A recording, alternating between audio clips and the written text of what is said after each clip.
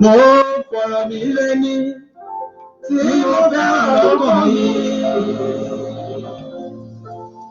Ẹ̀dá ayé oore omi fún ṣìkà àrùn bí mọ́nì láyé ayé wọ́n lè ní ìlú lọ láyé láyé wọ́n fẹ́ sí ilé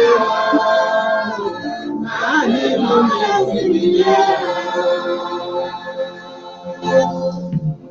Ọmọ ayé burú ọmọ ayé burú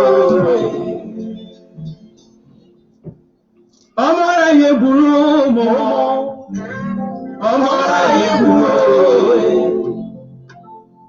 ọmọ ayé gbà lọ ẹ̀mí lọ síbi òǹkórí òǹkórí sí mi òǹkógọ́ má ṣe ọmọ ayé burú. Ṣùgbọ́n bá àbáyọ ti kòkòrò ara tún bí ẹ̀fọ́ gidi gan. Àní bá àbáyọ ti kòkòrò ara lè wá tún bí ẹ̀fọ́ gidi gan. Ẹ wo mi tó ń ṣe àlàbò lórí ẹja. Òun ló tún padà kó sí ẹja jìnnà. Ilẹ̀ tó tún fi irúgbìn rẹ̀ ń bọ́ ara yẹ. Ṣòwò ló tún padà bí ènìyàn ṣe jẹ́. Ilé ayé ni mo sọ. Kò máa sí bí fàásì. Kò máa sí bí fàásì ọmọ mi jẹ́ ìṣàn lójú mi. Ẹ dákun ẹ gbà mí, ó máa ń mọ́ mi lókàn mi. Gbogbo ayé jẹ́ oúnjẹ. Gbogbo ayé jẹ́ ìsání. Sani mo lè sinmi lé ọ. Sani mo lè sinmi lé ọ. Gbogbo ayé yìí mà ló déwú mọ̀ mọ̀. Gbogbo ayé jẹ́ òjèwú. Gbogbo ayé jẹ́ ògà. Sani mo lè sinmi lé ọ. Ayé o. Sani mo lè sinmi lé ọ. Dédé wòye ẹ̀yin èèyàn mi níbikíbi ṣe ti ń gbọ́ mi tẹ̀ tí ń wò mí mo kí yín pé ẹ kú rọ̀lẹ́ ẹ kú àárọ̀ ẹ káàsán ẹ kú àjálẹ́ níbikíbi tí ẹ bá ti ń gbọ́ mi tẹ̀ tí ń wò mí mo kí yín ní gbèdégbèjọ mo kí yín ní mẹ́sàn-án mẹ́wàá mo kí yín tẹ̀ṣọ́ bẹ́ẹ̀ ni mo kí yín tológun mo kí yín káàkiri gun mẹ́rẹ̀ẹ̀rin àgbáláyé níbikíbi tí ẹ bá ti ń gbọ́ mi tẹ̀ tí ń wò mí mo kí yín pé ẹ kú dédé àsìkò yìí láti iléeṣẹ́ wa ìbílẹ̀ rédíò TV tiwantiwa lára àgbà yìí dá níbẹ̀ náà ni mo ti ń kí yín tí mo ti ń kí yín káàbọ̀ sórí ètò fún tòní lórí ètò yìí ètò wa òṣèré ìlú mọ̀ọ́ká pẹ̀lẹ́mi ọmọ yín ọ̀rẹ́ yín olólùfẹ́ yín ìyá àbàdàn yín authentic náà ni lórí ètò náà ni mo tún wà yìí níbi tá a ti ń dábí ẹ̀dùn tá a ti ń rọ̀ bí òwe wọ́n kí yín ó wípé ẹ kú dédé àsìkò yìí ẹ kú ọjọ́ méjì mẹ́ta ẹ kú ọjọ́ gbọ̀rọ̀ bí ọwọ́ aṣọ ìwòye ìjẹjọ rèé tá à ń dágbére fúnra wa lórí ètò a tún lọ níjẹjọ a tún padà lónìí ọpẹ́ náà ní fẹ́lẹ́dùà ọba mi tó dá gbogbo wa sí ọba aláwọ̀ gbogbo ti yọ ọmọ rẹ̀ nínú òfin alápálá tó sòlé ayérò gbẹngbẹlẹgún dàbí ó gbẹ̀wú ọ̀rọ̀ tí gbénú ọmọ ènìyàn sọ́wọ́ mu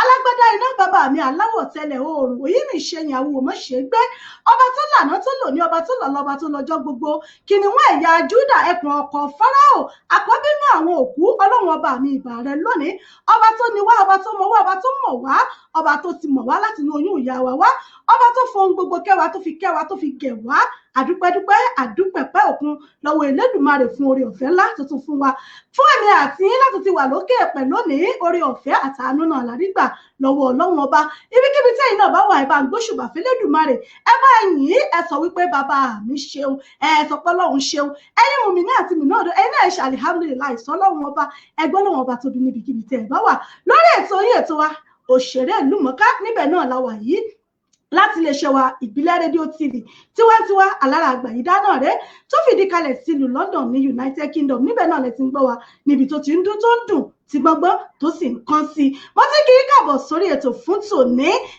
pẹ̀lú àlejò gbáǹkọ́gbì tí mo gbé wá sórí ètò lónìí mo lọ sálẹ̀ odò mo sì mú ẹja mo mú àrò gidigba ẹja mo mú wá sórí ètò fún yín lónìí ẹ sì mọ̀ wípé ìgbádùn tí náà nìgbìyànjú tiwa bínú tí yín bá ti ń dùn tó gbogbo ẹ̀ ó ti bù ṣẹ́nu níbikíbi tí ẹ bá wà ẹ bá mi ṣíà fídíò yìí ẹ láìkì ẹ kọ́mẹ̀ǹtì ẹ invite àwọn olólùfẹ́ yín ẹ wá nǹkan fìdílé kẹ̀sì tún fìdílé nǹkan kájọ gbádùn ètò tòní mò ń bọ̀ náà.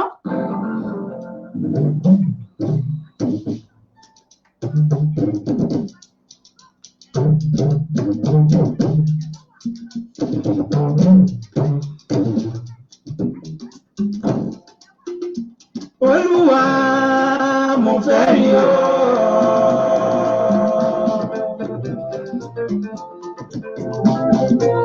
Tẹ́tí sáròyé mi.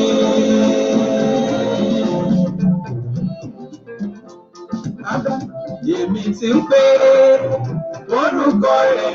Bẹ́ẹ̀ ni àwọn tá à ń porúkọ rẹ̀ a ò ní lọ lọ́wọ́ òfin ọlọ́wọ́n bá mi. Mo kí gbogbo wa, mo kí gbogbo ẹ̀yin mùsùlùmí àti mùsùlùmọ́ pa kú palẹ̀mọ́ ọdún, kú palẹ̀mọ́ ọdún léyà èyí tó wọlé dé tó kàlẹ̀kùn gbọ̀ngbọ̀ngbọ̀n yìí lágbára Ọlọ́run aṣọpẹ́ láyé láàyè àti láàyè dẹ̀ra. Mo kí gbogbo wa, gbogbo ẹ̀yin mùmí àti mùmínà òdodo àkíyín pé ẹ kú ọdún. Gbogbo ẹni tọ́dún bá ti bá láyé kò mọ̀ dúpẹ́ ni àdúpẹ́ lọ́wọ́ Ọlọ́run ọba. Gbogbo ẹni tí ẹ̀ ṣọjọ́ òbí lónìí, gbogbo ẹ̀yin ọmọ oṣù July òní náà ni 30 ọjọ́ nínú oṣù keje ọdún 2020 òní náà ni Thursday tó kẹ́yìn nínú oṣù July àdúpẹ́ lọ́wọ́ Ọlọ́run ọba. Gbogbo ẹni tí ẹ̀ ṣọjọ́ òbí yín lónìí lánàá lọ́la tẹ́ ó ṣe tí oṣù yóò fi parí àkíyín pé lágbára Ọlọ́run ìgbà ọdún kan náà ni. Ẹ láǹfààní láti gbọ́ wa lórí wẹ́bsáìtì wa www.ibileradio.com, lórí TuneIn Radio, ẹ download TuneIn lórí app yín, ẹ search fún Ìbílẹ̀ Radio lórí ẹ máa gbọ́ wa kètèkètè lórí ètò.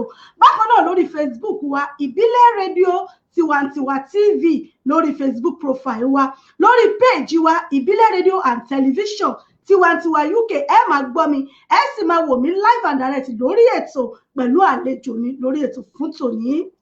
Bàbá máa jẹ́ kí lọ́rọ̀ fò.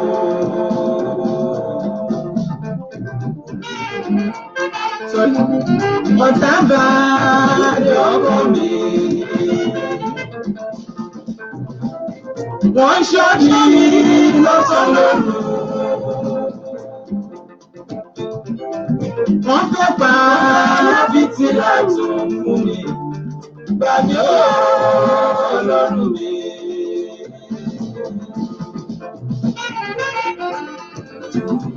Bàbá tirẹ̀ nílẹ̀ àti ẹ̀kún ayé pátá. Ohun gbogbo. Mo mọ̀ wípé gbogbo ẹ̀yin olólùfẹ́ wa ẹ ti mọ́ fojú sọ́nà wípé àlejò mi dá. Àlejò mi ti wà nínú ilé agbára báyìí wà láì. Àlejò mi ti ń bẹ nílé agbára. Ẹ jẹ́ kí n fi orin kí n fi gbé àlejò mi kí n fi gbé wọn gòrí ètò. Ohun gbogbo nínú ayé tó ti tẹ̀dọ̀ sínú rẹ̀.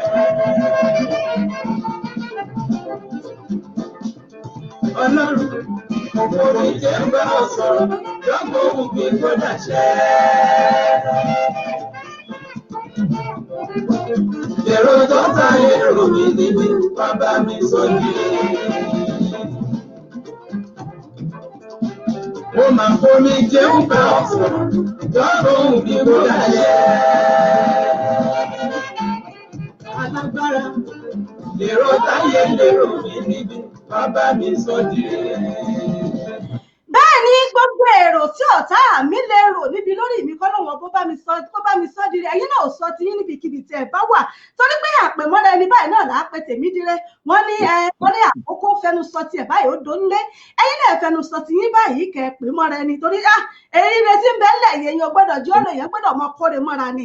Àlejò mi wọ́n ti wà lórí ètò báyìí, ẹ rí wípé kódà ẹ̀wọ̀n òdò tò sí ilé ọ̀nà mi ó jìn ní tí mo ti lọ mú àlejò mi wá, kódà owó bàálù gan-an kọ̀lẹ́gbẹ́ tí mo fi gbé àlejò mi wá sórí ètò lónìí.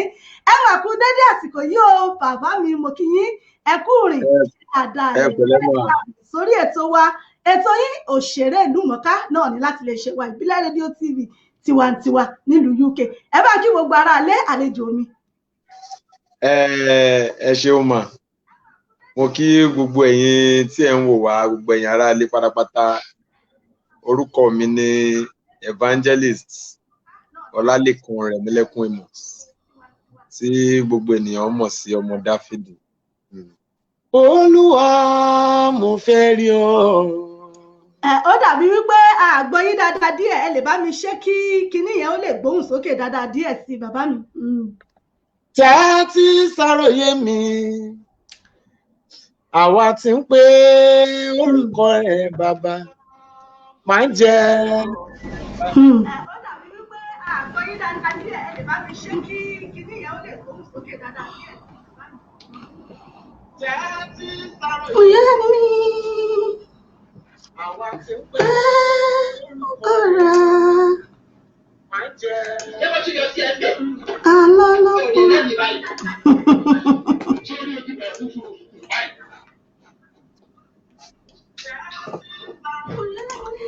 Ẹ ṣeun bàbá mi ẹ rí ohun yẹn nìyẹn ohun tí èèyàn ò gbọ́dọ̀ tí èèyàn ò ní ṣẹ̀ṣẹ̀ mọ́ nàgà kó ṣẹ̀ mọ́ wò pé ẹjọ́ ta ló ń dún bẹ̀ ẹ ṣeun bàbá mi ẹ bá mi dárúkọ yín fún gbogbo àwọn aráalé ọmọ ìlú mi tẹ́ jẹ́ ẹ bá mi sọ fún gbogbo aráalé. Orúkọ mi ni Evangelist Lékan Rẹ̀mílẹ́kún Amos tí gbogbo èèyàn mọ̀ sí ọmọ Dáfídì. Orúkọ wo ó làmìlaka ó milẹ̀. Ògo ni fún Kristi lókè ọ̀run. Ọmọ ìlú wo ni bàbá mi Lékan Rẹ̀mílẹ́kún Amos? Mo jẹ́ ọmọ bíbí ìlú Ìlàjẹ ní Ondo State. Ìlàjẹ bẹ́ẹ̀ ni. Ìlàjẹ nílùú Ondo State. Ẹ ṣé. Ayé máa fúdi Ìlàjẹ o. Mo bàbá wọn ti lé náà àwọn náà ti mọ àwọn máa dá yín lóhùn ẹ̀. Ká tó pọ̀ lórí ètò ẹ̀ kọ́ mi lédè. Bẹ́ẹ̀ni. Ẹ ṣeun bàbá mi. Ìjẹ́ lè bá mi mẹ́nu bà àwọn iléèwé tẹ́ ẹ lọ ní ṣókí nítorí ó ṣeé ṣe ká mọ kíláàsì yín kan máa bá náà àwọn arákùnrin tàjọ wà kíláàsì ńgbà yẹn kọ́ nìyí ni. A dúpẹ́ lọ́wọ́ Ọlọ́run mo ní oore ọ̀fẹ́ láti lọ sí iléèwé alákọ̀ọ́bẹ̀rẹ̀ tí à ń pè ní primary school tó ń jẹ́ Muslim Mission Primary School ní ìlú Òwòrò-Ṣòkí l'Ékòó. Iléèwé àwọn mùsùlùmí nìyẹn o. Muslim Mission Primary School lórúkọ school yẹn àti Christian àti Muslim náà ló ń lọ síbẹ̀. Lẹ́yìn yẹn mo ní oore ọ̀fẹ́ àti lọ sí iléèwé girama ní Oríṣìígun High School ní ìlú Kétu nílùú Èkó. Lẹ́yìn yẹn mo tẹ̀síwájú lọ sí Federal University of Technology nílùú Àkúrẹ́ ní Ondo State. Mo dẹ̀ ka Physics Electronics. Mo dẹ̀ gba oyè Bachelor of Technology níbẹ̀. Wow! Ìyún ní pé kò sí wọ́n bá kó àwọn nǹkan bí irinṣẹ́ àti wọ́n bá kó lẹ̀ báyìí ẹ̀ tú gbogbo ẹ̀ pẹ́pẹ́pẹ́. Agbára Ọlọ́run.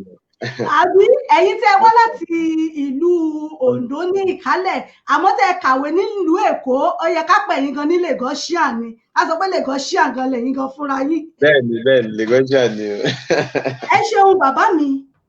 Yes. Tá a bá wá ń sọ̀rọ̀ nípa Evangelist Lékan Rẹ̀mílẹ́kún Amos tí gbogbo ayé mọ̀ sí ọmọ Dáfídì pẹ̀lú ìmọ̀ ìjìnlẹ̀ tẹ́ ẹ ní nílé ìwé pẹ̀lú oyè tẹ́ ẹ gbà yìí báwo wá ní iṣẹ́ orin kíkọ ló ṣe wá wọ ìrìn àjò ẹni tó yẹ ká kó ẹgbẹ́ tó bá ní kó kó àwọn laptop kó gbogbo gbá kó gbogbo ẹ̀ wá pé wọ́n ọ̀bọ̀ ní complain wá máa bá wa ṣe kíni bóun ní ìrìn àjò orin báwo ló ṣe wá wọ̀ ọ́. A dúpẹ́ lọ́wọ́ Ọlọ́run. Ìrìn àjò orin fún mi ó jẹ́ májẹ̀mú Ọlọ́run torí mo gbọ́ nínú ìtàn yàtọ̀ sí pé bàbá mi jẹ́ olórin ẹ̀mí. A sì ń pọ̀ lórí tí a sì ń pọ̀ lọ́dọ̀ tàwọn dádì.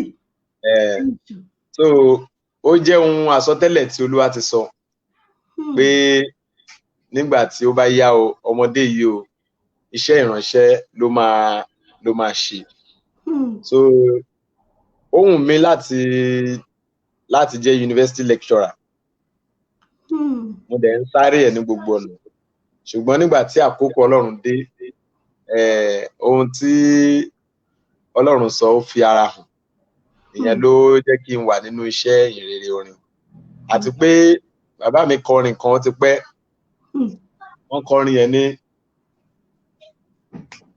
1980 something. Oríṣiríṣi oògùn ni ọmọ ń jẹ lára bàbá. Irú ogún lọmọ yóò jẹ láàrẹ̀. Fèyí kọ́gbọ́n ọ̀la. So orin jẹ́ àjogúnbá nínú ìdílé tí a ti bí mi torí pé bàbá mi gan fúnra ẹ̀ ẹni tó ń jẹ́ Amos fúnra ẹ̀ olórin ni. Rẹ̀mílẹ́kún Amos tó jẹ́ bàbá tèmi olórin ni kó tó wá dorí Lékan Rẹ̀mílẹ́kún Amos. So gbogbo ògo ti Ọlọ́run ni. Káṣà sọ wípé ìdílé olórin lẹ ti wá wípé inú àmú orin lẹ́yìn gan ti bù mú. Bẹ́ẹ̀ni òun la ṣe ń pè ìran yẹn ní ìran Dáfídì. Ìran Dáfídì torí pé ìran Dáfídì olórin ni. Bẹ́ẹ̀ni the lineage of David. Ẹ ṣeun bàbá mi. Fún àǹfààní gbogbo èyí tí ẹ ń wò wá ìyá mi Abímbọ́lá JP wọ́n kí wa wọ́n ní ẹ kú àlejò ẹ ṣeun mo dúpẹ́ wọ́n kí wa nínú ilé pé ká bá wọn kí àlejò wá o pé wọ́n káàbọ̀ lórí ètò ẹ ṣeun ìyá wa wọ́n ní láti kálẹ̀ lẹ ti lọ mú àlejò wá bẹ́ẹ̀ ni ó lọ kálẹ̀ lọ fún àlejò wá ni ẹ ṣeun ìyá mi Olúyọmí Olúpọ̀nlé mo kí ẹ̀yin náà ẹ káàbọ̀ sórí ètò ẹ ṣé bàbá ṣe ń darapọ̀ mọ́ mi ẹ máa bá mi share fídíò yìí ẹ jẹ́ káwọn èèyàn ńlé àtàrà alẹ́ àtèrò ọ̀nà ẹ bá mi sọ fún wọn pé àlejò mi pàtàkì Evangelist Lékan Rẹ̀mílẹ́kún Amos èké ọmọ Dáfídì àwọn náà ni wọ́n ń bẹ níkàlẹ̀ báyìí àwọn náà ní àlejò wa níléeṣẹ́ wa ní ọ̀wọ́lọ́wọ́ báyìí ẹ ṣeun bàbá mi á ti tó bí ọdún mélòó tí ẹ̀yin fúnra yín gan tẹ́ ẹ ti wá wà nídìí iṣẹ́ orin yìí. Gbogbo rẹ̀ fògo, gbogbo rẹ̀ fògo, gbogbo rẹ̀ fògo, Ọlọ́run ni. Jújù láyé wa nígbà kan, ó ṣòfò kò sí ẹwà kan tó mú dání. Àṣẹ wípé kí ìmọ́lẹ̀ kó wà lẹ́sẹ̀kẹsẹ̀ ògo farahàn. Ibi mo ti ń bọ̀ fún ògo, ibi mo dé ó fún ògo, ibi mo ń lọ fún ògo, Ọlọ́run ni. Bẹ́ẹ̀ ni Ọlọ́run. Gbogbo ẹ̀ fún ògo Ọlọ́run ni. Bẹ́ẹ̀ ni. Tábà ní kàkà lé ní èjì ẹ̀ta. Báyìí mo bẹ̀rẹ̀ band mi ní ọdún 2002/3 ìgbà yẹn 2002/3 ìgbà yẹn àṣà ń fà ṣùgbọ́n ìgbà tí Ọlọ́run fi ògo yẹn hàn ní ọdún 2006 nígbà tí a ṣe rẹ́kọ̀dù Ayéṣòro. Ayéṣòro láti máa tó bí 17 years. Ó ní rẹ́kọ̀dù yẹn àkọ́kọ́ tẹ́ kọ́kọ́ gbé jáde. Kì í ṣe òun làkọ́kọ́ ṣùgbọ́n òun ni Ọlọ́run fi ògo yẹn hàn. Èwo ni rẹ́kọ̀dù àkọ́kọ́ tẹ́ kọ́kọ́ ṣe gan pé èyàn ti ẹ̀ kọ́ wọ stúdíò gbùrà báyìí pé èyàn ti ẹ̀ pọ orin jáde pé n tó wà nù ìjẹ́ ti ẹ̀ pé ń gbé bọ́ síta káwọn ayé ó gbọ́ kí ni àkọ́kọ́ rẹ́kọ̀dù tẹ́ kọ́kọ́ ṣe? Rẹ́kọ̀dù yẹn là ń pè ní Padà Wá Olú Ọmọ nígbà yẹn. Ní year 2002 December 4 la release ẹ̀. No, November 4, 2002. Inú ẹ̀ láti kọ. Wọn kò ní lè fìtílà wọn jáde. Wọn kò ní lè fìtílà wọn jáde o. Bàrà ilé mọ Jósẹ́fù ní fìtílà wọn. Wọn kò ní lè jáde. Wọn kò ní lè ìmọ́lẹ̀ wọn ṣáájú. Wọn kò ní lé ìmọ́lẹ̀ wọn ṣáájú. Bàrà ilé mọ Jéfítà ní ìmọ́lẹ̀ wọn. Wọn kò ní lè ṣáájú.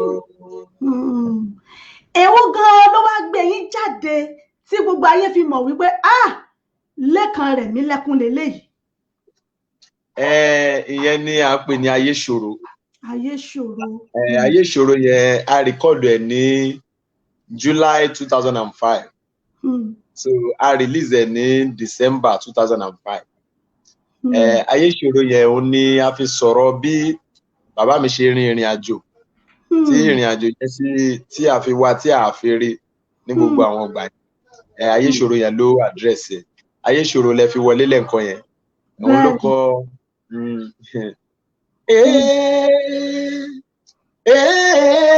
Gbà mí ó máa ń mú mi nù kàn mí.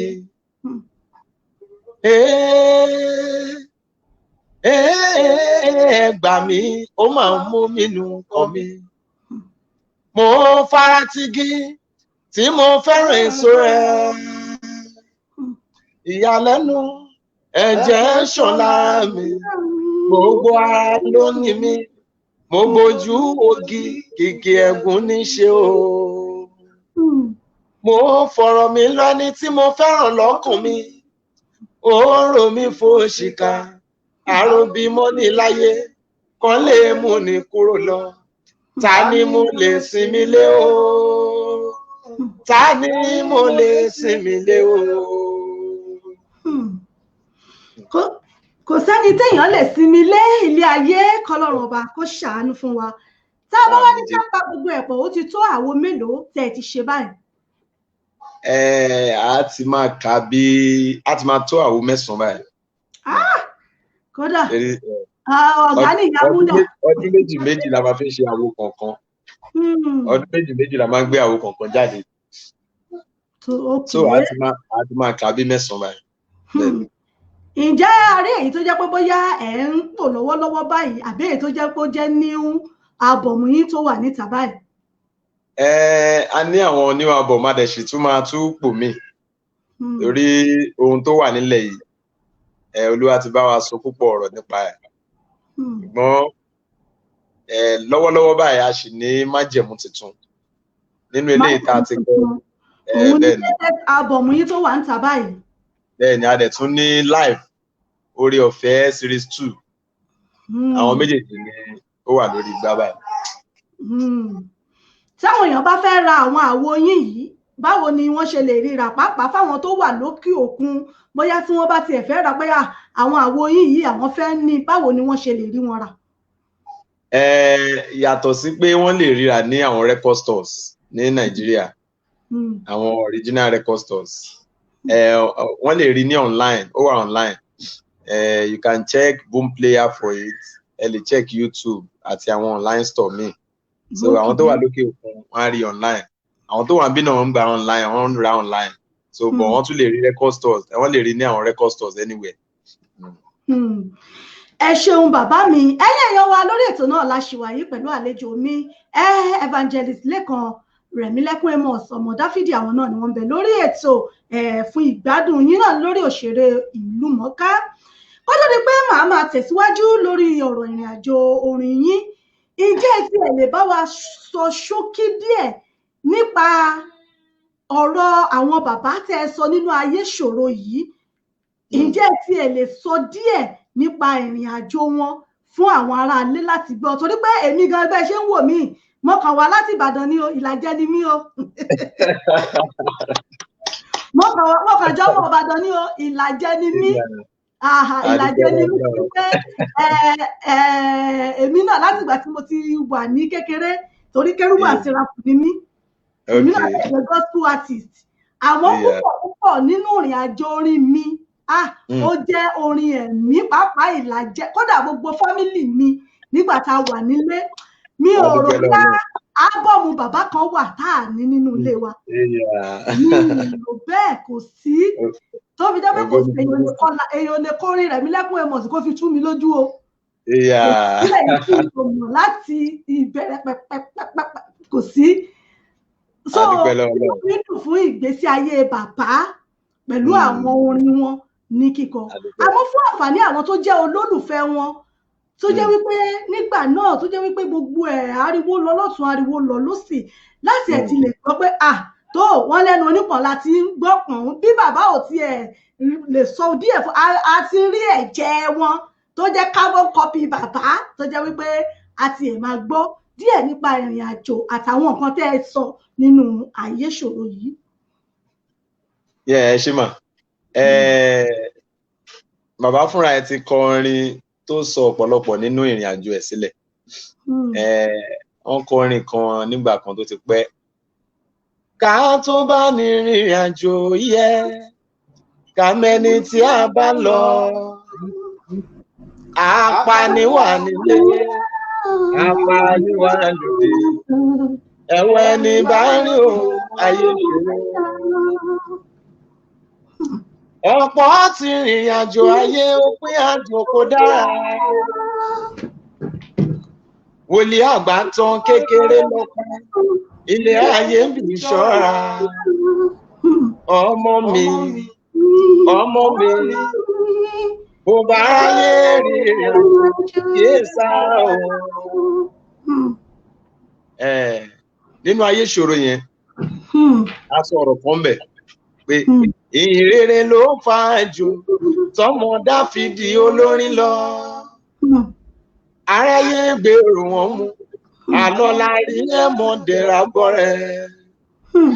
Wọ́n dọdẹ àlóore mi, wọ́n ṣọ́ lọ́sàn lóru gbogbo, wọ́n lépa fìtílà ẹ̀mí láì ṣe ọmọ ẹnìkan wọn níbi. Bàbá yẹn gẹ́gẹ́ bí olórin ẹ̀mí tí ó ń kọrin ẹ̀mí láti inú ọkàn Ọlọ́run jáde wá. Bíbélì jẹ́ ká mọ̀ pé ẹnikẹ́ni tó bá ti jẹ́ ìmọ́lẹ̀, ó jẹ́ àtakò láti ọ̀dọ̀ Sátánì máa wà fún. Kò sí ẹni tó lè. Ẹ bá mi ṣíà rẹ̀, ẹnì tí ó lè bàbá mi.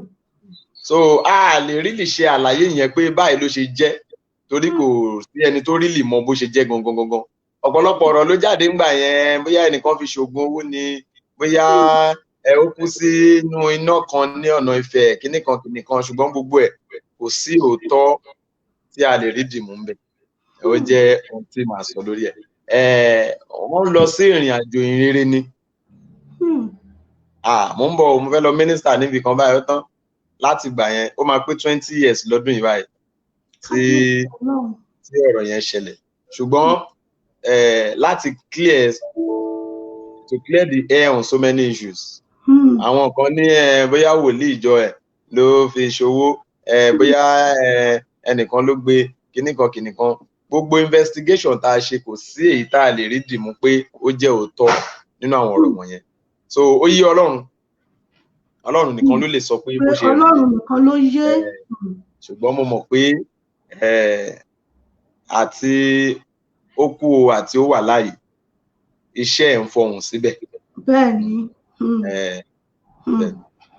Ẹ ṣeun ẹ̀yin èèyàn mi, àwọn èèyàn ti fi mọ́ kọ́mẹ̀ntì lẹ̀ fún yín.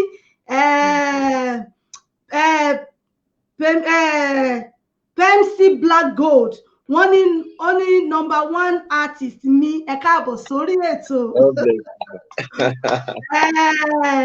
Ìyá mi Abímbọ́lá JP wọ́n ní orin bàbá tí mo fẹ́, wọ́n ní oní gbé jẹ́ kí o níyì ọmọ mi.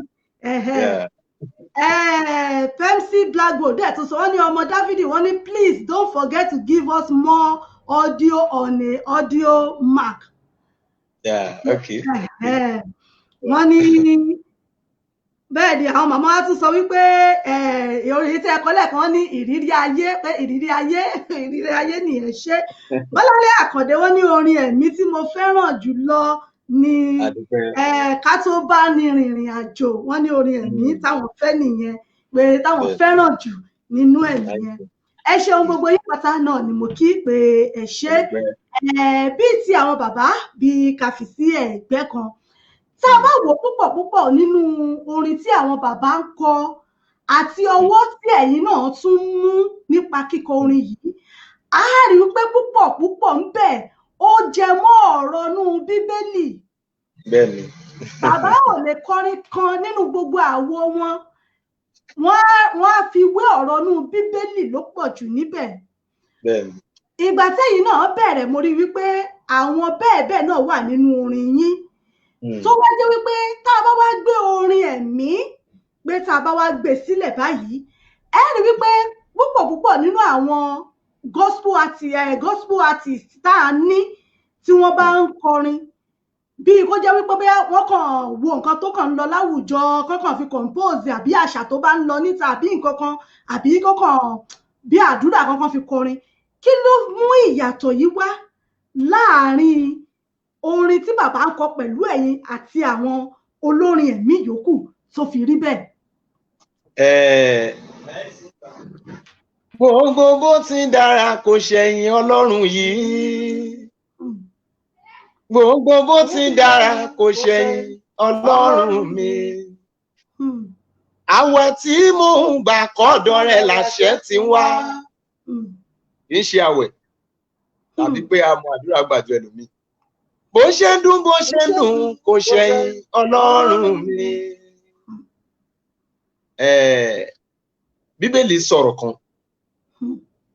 Ó ní ènìyàn kò lè rí nǹkan gbà bí kò ṣe pé a fi fún láti ọ̀run wá. Ṣe rí ẹ̀bùn Ọlọ́run mọ bó ṣe pín lọ́tọ̀. Bí Ọlọ́run ṣe lo Èlíjà ó yàtọ̀ sí bó ṣe lo Mósè. Ọlọ́run ṣe lo wòlíì Mósè ó yàtọ̀ sí bó ṣe lo Pétérù àbí Paul.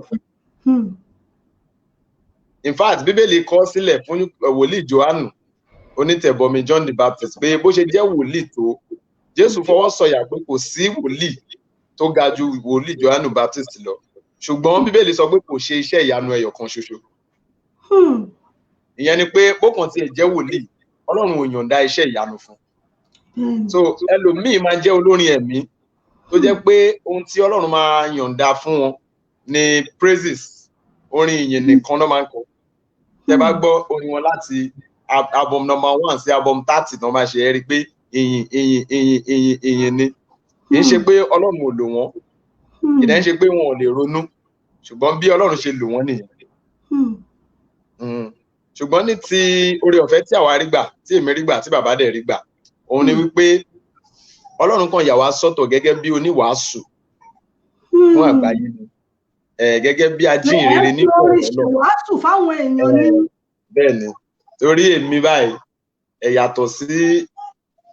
yàtọ̀ sí pé káka ìwé láti kékeré mi ni mo ti fẹ́ràn ọ̀rọ̀ Ọlọ́run. Kò sí ibi tó bá ti ń sọ̀rọ̀ Ọlọ́run tí mi kì í dúró síbẹ̀. Tó bá ti jẹ́ ọ̀rọ̀ Ọlọ́run tòótọ́, mo like research. I research the word of God so many times. So ó máa ń nǹkan tó jẹ́ basis of that inspiration gan nìyẹn. Ọ̀rọ̀ Ọlọ́run yẹn, the Bible is always my friend. So nǹkan tó fà á nìyẹn. Kì í ṣe pé Ọlọ́run lo àwọn yẹn. Ṣùgbọ́n oore ọ̀fẹ́ tó kàn tayọ, ẹ jẹ́ kí n pè bẹ́ẹ̀, oore ọ̀fẹ́ tí tayọ òun kọ́ ni pé àwọn tọ́lọ́run yọ̀ǹda irú ẹ̀ fún ọ̀pọ̀, ṣùgbọ́n Ọlọ́run lo àwọn ọ̀pọ̀lọpọ̀ lé àwọn tí Ọlọ́run lò ní ọ̀nà oríṣiríṣi. So kì í ṣe pé Ọlọ́run lò wọ́n, bọ́lọ́run ṣe rán wọn ni wọ́n ṣe ṣe tiwọn yẹn.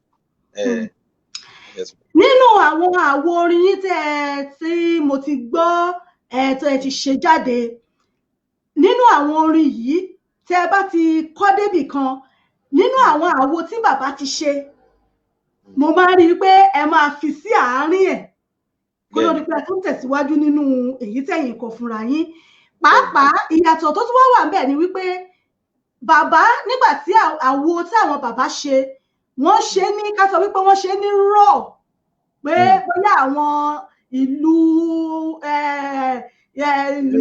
bíi ti ìlú yín ọ̀ bíi ti Ìlàjẹ àbí ìlú ìbílẹ̀ ìkọ̀kọ̀ bẹ́ẹ̀ yẹn ṣá ni wọ́n lò. Ọgbọ́n wo lẹ̀yin wá ta sí i láti lè jẹ́ wípé ìgbà tẹ́yìn wá bẹ̀rẹ̀ ti yín o, àwa ń gbọ́, àwa rí gìtá, àrí igbá, àrí gbogbo ẹ̀, àlùjọ gan tún, báwo lẹ ṣe gbogbo ẹ̀ tó fi jọ mọ́ra wọn bẹ́ẹ̀? Máa wò mí bí ẹlẹ́ṣẹ̀ tí ó mọ̀, tàbọ̀ ọmọdé kan tí kò lọ́gbọ́n lórí. Èmi kọ́ ẹni rán mi ló sọ o, tòrò ó mọ ohun tí ó ṣẹlẹ̀ lọ́la. Kì í ṣe agbára tàbí ipá. Ohun tó ṣẹlẹ̀ láàrin yẹn ni pé bàbá wọ́n ṣe ipá wọn àti agbára wọn láti gbé Zion Music yẹn wà pẹ̀kúlẹ̀ pẹ̀lú àwọn Ìlàjẹ, láti gbé wá sí àárín àwọn tí kì í ṣe Ìlàjẹ tí wọ́n dẹ̀ lè gbọ́ dáadáa. Kì í ṣe àwọn nìkan ló kọ́kọ́ kọ ní Ìlàjẹ o, àwọn nìkan kọ́, but àwọn ló ní Ọlọ́run fún ní oore ọ̀fẹ́ láti jẹ́ kó di ìlú mọ̀ọ́ká fún gbogbo àgbáyé tí àwọn tí kì í ṣe Ìlàjẹ lè gbọ́ dáadáa. So ìgbà tó di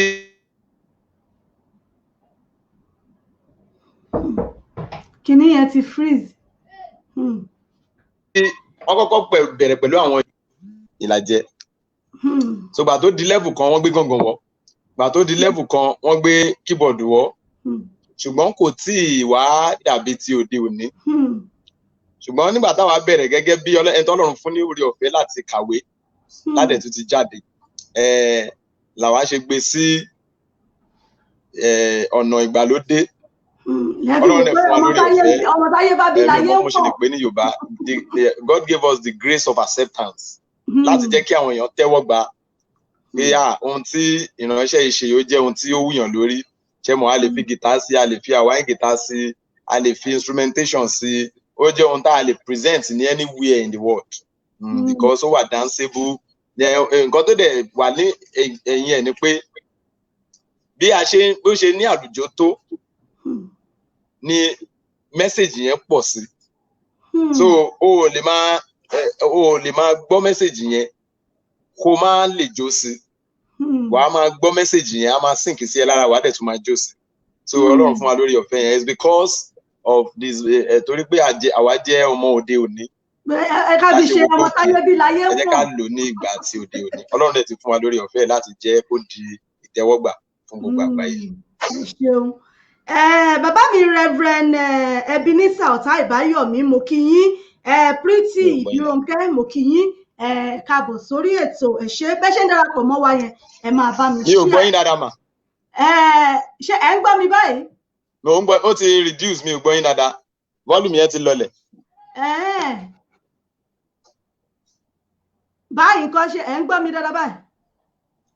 Ó ṣì wà bákan náà, bá mi mú earpiece wá. I'll bring my earpiece in the car. Okay, ti gbé mọ́tò lọ. Ṣé ẹ ń gbọ́ mi? Ó ṣì wà bákan náà.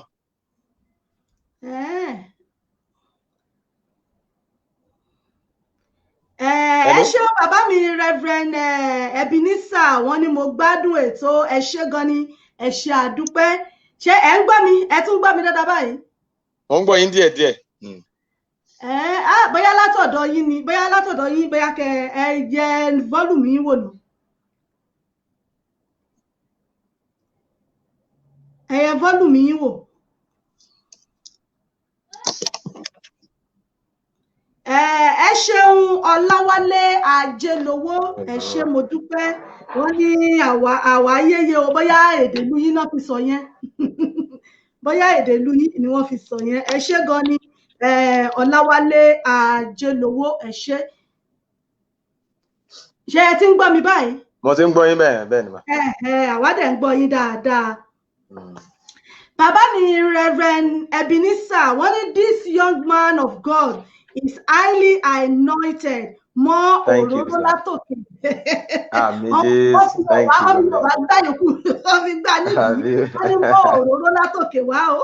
Àmín Jésù. Ẹ ṣé bàbá mi Reverend Ọ̀tá Ìbáyọ̀mí, ẹ ṣé àdúpẹ́ sà. Ẹ ṣé gan ni àdúpẹ́. Mo ní bẹ́yìn ṣe mú wọ́ yìí, mo ní ká sọ wípé ọmọ táyé bí láyé ń pọ̀n pé nǹkan tí àwọn ìgbàlódé lónìí bá ń fẹ́, òun náà ni a gbọ́dọ̀ fún wọn. Yàtọ̀ sí iṣẹ́ orin yìí, ǹjẹ́ ẹ tún ní bóyá ẹ tún ṣiṣẹ́ mi àfi iṣẹ́ orin yìí nìkan lẹ ń ṣe?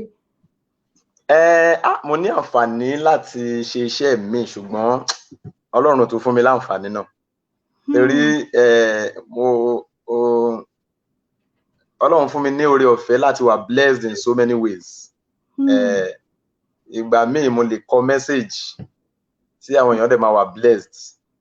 Ìgbà míì mo lè kọ article spiritually táwọn èèyàn dẹ̀ máa wà blessed. Ṣùgbọ́n mi ò ní oore ọ̀fẹ́ láti ṣiṣẹ́ mi ju iṣẹ́ ìyìn rere lọ. Ọpẹ́ ni fún Ọlọ́run. Wọ́n ní gbogbo ibi tọ́lọ́run bá ti fẹ́, ìrìn àjò tọ́lọ́run bá ti fẹ́ kẹ̀dá rìn, òun náà ni à ń rìn, kí Ọlọ́run kó ṣàṣe ọ̀nà wa, kó ṣe ọ̀nà gbogbo wa, kó ṣe ní rere. Bí àwọn èèyàn bá wá fẹ́ ṣe ayẹyẹ, bóyá wọ́n fẹ́ ṣe wedding ni, wọ́n fẹ́ ṣe ìgbéyàwó, ǹjẹ́ máa ń láǹfààní láti ṣeré ìta? Torí pé ọ̀pọ̀lọpọ̀ àwọn olórin ẹ̀mí míì là fún lórí ọ̀fẹ́ láti ṣeré ìta, pé bóyá àwa lọ ṣeré ní kílọ̀bù, a lọ ṣeré ní rẹ́sítọ́ráǹtì, àbáwá lọ ń ṣeré fún èèyàn ní pàtí. Ǹjẹ́ yìí ti ẹ̀ ní orí ọ̀fẹ́ yìí pé bóyá táwọn èèyàn bá fẹ́ ṣèdánwó, tán bá wá wò pé Lékan Rẹ̀mílẹ́kún Evangelist Lékan Rẹ̀mílẹ́kún ni mo fẹ́, ǹjẹ́ ẹ láǹfààní láti ṣeré ìta? A dúpẹ́ lọ́wọ́ Ọlọ́run. Èmi ní àǹfààní láti ṣeré ìta ṣùgbọ́n kì í ṣe gbogbo ibi. Kì í ṣe gbogbo ibi. Irú club àbí àwọn hòtẹ́ẹ̀lì, yàtọ̀ sí pé hall wà ní hòtẹ́ẹ̀lì yẹn tí wọ́n fẹ́ ṣe wedding ńbẹ̀ àbí wọ́n fẹ́ ṣe burial ńbẹ̀. Bọ̀ pé àwọn èèyàn kóra jọ sí bar, ibì kan wà tán ti máa ń mọtí lálálẹ́ bí wọ́n ní ká lọ máa play ńbẹ̀. No, àwọn ò kì í ṣe yẹn. Ṣùgbọ́n bí àwọn onígbàgbọ́ bá fẹ́, bí àwọn onígbàgbọ́ tàbí àwọn tí ògo Ọlọ́run farahàn láyé wọn, ó lè jẹ́ onígbàgbọ́, ó lè jẹ́ mùsùlùmí, tí wọ́n bá ní nǹkan ṣe, a ní oore ọ̀fẹ́ láti lọ síbẹ̀. A ní oore ọ̀fẹ́ láti lọ síbẹ̀ láti ṣeré. Àǹfààní wà fún wọn láti pè yín wípé àwọn fẹ́ ṣèyàwó, àwọn fẹ́ ṣílé, àwọn fẹ́ ṣe kankan. Bẹ́ẹ̀ni, gbogbo ibi tí ògo Ọlọ́run bá ti farahàn, a wà níbẹ̀. Ọpẹ́ ni fún Ọlọ́run, ọpẹ́ ni fún Ọlọ́run fún ìgbésí ayé yín láti ìgbà tẹ́ ti bẹ̀rẹ̀ iṣẹ́ orin yìí. Orúkọ báǹdì yín, bóyá táwọn èèyàn bá tiẹ̀ fẹ́, bóyá táwọn èèyàn bá tiẹ̀ ń wá ẹwà tó bá a kàn ń gbọ́ Lékan kí tiẹ̀ ní orúkọ báǹdì tí tẹ́ dá sílẹ̀? Orúkọ báǹdì yẹn a fi honor bàbá ni, torí báǹdì wọn náà bẹ́ẹ̀ ni pé ká sọ pé legacy wọn làwa gùn lé lórí, ohun tí wọ́n ti ṣe sílẹ̀ òun làwa mọ́lé. La fi pè orúkọ ẹgbẹ́ yẹn ní Rẹ̀mílẹ́kún Amos Foundation Band. Rẹ̀mílẹ́kún Amos ó dẹ̀ ní a ní ìpele púpọ̀. A ní Rẹ̀mílẹ́kún Amos Foundation gangan tó jẹ́ wípé a fi ń ran àwọn tó bá kù díẹ̀ káàtó ní ìwọ̀nba agbára wa ní agbára. Rẹ̀mílẹ́kún Amos Foundation wà. A ní Rẹ̀mílẹ́kún Amos International Gospel Ministry, ìyẹn ni ọ̀gá gbogbo wọn, òun ló kó gbogbo wọn jọ. A ní Rẹ̀mílẹ́kún Amos Foundation Gospel Band, ìyẹn ni ti orin. A dẹ̀ tún ní Descendants of David Revival Network. Descendant, ìyẹn ọmọ Dáfídì Revival Network, so Descendants of David Revival Network. Ìyẹn tọ́lọ́run fi fún wa ní oore ọ̀fẹ́ láti máa ṣe ìsọjí àti ìsọjí ìta gbangba àbí ìsọjí inú church káàkiri àwọn ìjọ ká lè fi jèrè ọkàn. So ó pín sí ìpele bíi 4-5 lábẹ́ umbrella Rẹ̀mílẹ́kún Amos International Gospel Ministry. Ṣùgbọ́n gbogbo ẹ̀ láti jẹ́ pé kí orúkọ bàbá ó sì máa lọ. Bẹ́ẹ̀ni. Nínú àwọn ọmọ tí bàbá bí, ṣé ẹ̀yin nìkan náà lẹ́ ń kọrin ni àbá tún rí lára àwọn ọmọ bàbá táwọn náà tún jẹ́ olórin? Kì í ṣe èmi nìkan, ṣùgbọ́n èmi nìkan kí n sọ pé èmi nìkan ni mo wà níwájú nínú iṣẹ́ yẹn. Àbúrò tán bí tẹ̀lé mi, a jọ bẹ̀rẹ̀ báǹdì yẹn láti ọjọ́ kìíní títí wá di èní. Táwọn náà dẹ̀ ṣì wà ń bẹ̀. Bẹ́ẹ̀ni, but kì í ṣe pé àwọn lead the band, no, they don't do it. But a jọ wà láti ọjọ́ kìíní títí di àkókò. Ẹ ṣeun. Ẹ jẹ́ kí n tún gbé orin àwo yìí, ẹ jẹ́ kí n tún gbé sókè láàrin ìṣẹ́jú kan káwọn èèyàn wa kan tó fi ṣara rìndìn nínú ilé. Torí wọ́n ń ṣọ́ ní pẹ̀lẹ́rò ni, wọ́n mú ní kọ́bí ní ìṣẹ̀lẹ̀ ìjọba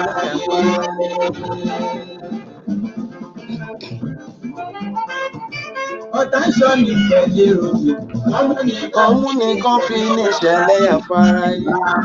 Bàbá ṣọ́ mi lọ́wọ́ ẹni, ní ṣọ́ mi tèmi kò mọ̀.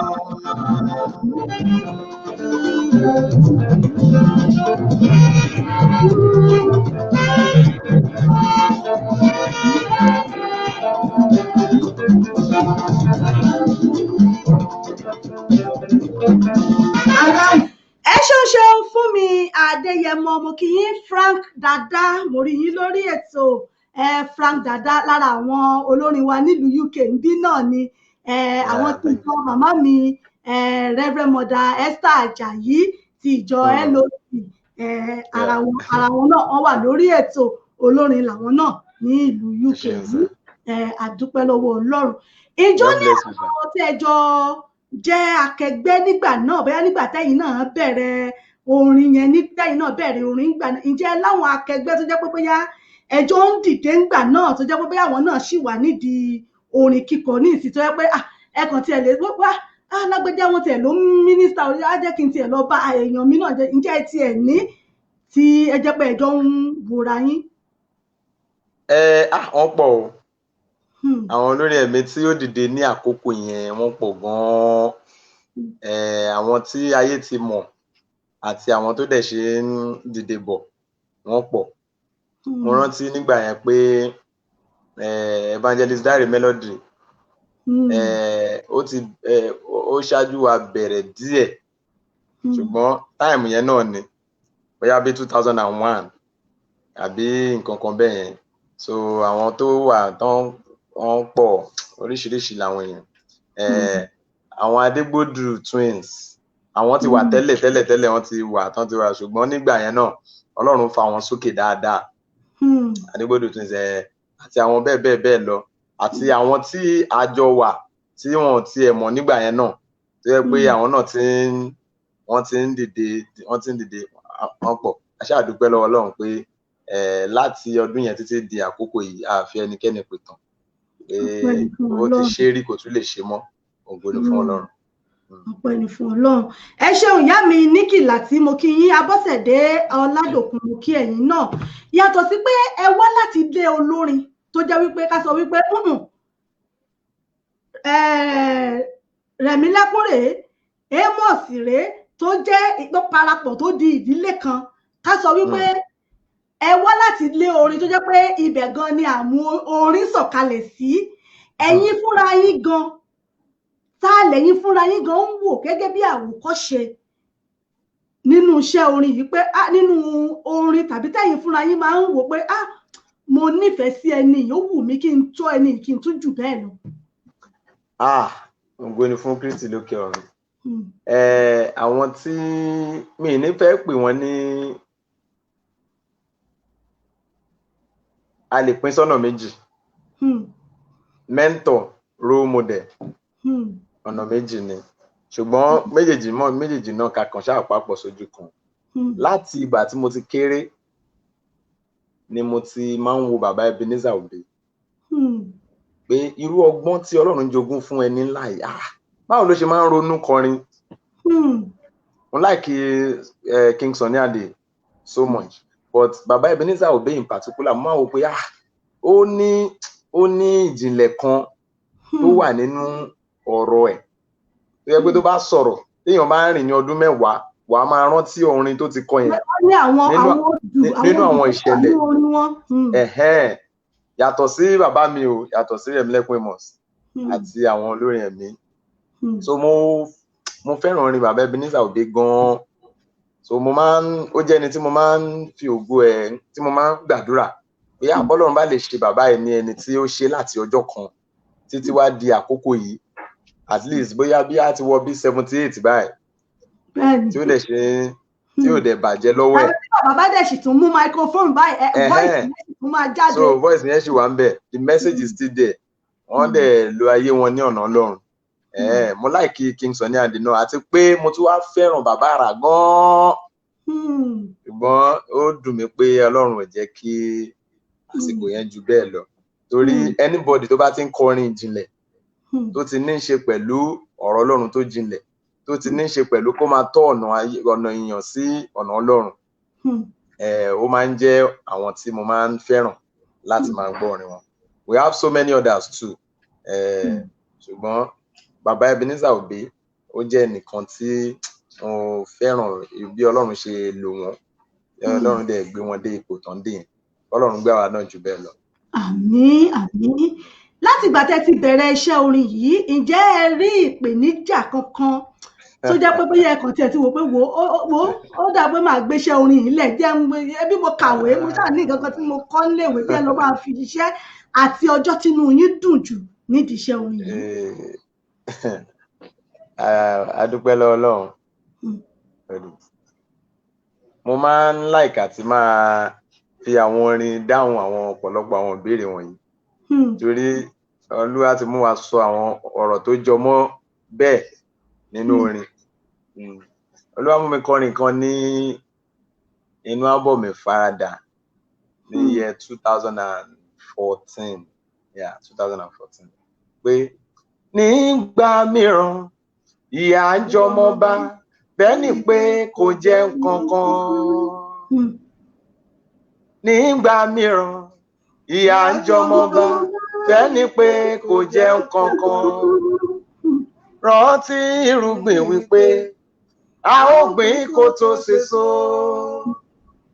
Gbà tí ó bá sèso tán látó lè yọ kó ṣògo. Fàràdà fàràdà kò sóhun tó le kò sóhun tó le tí kì í rọ ara.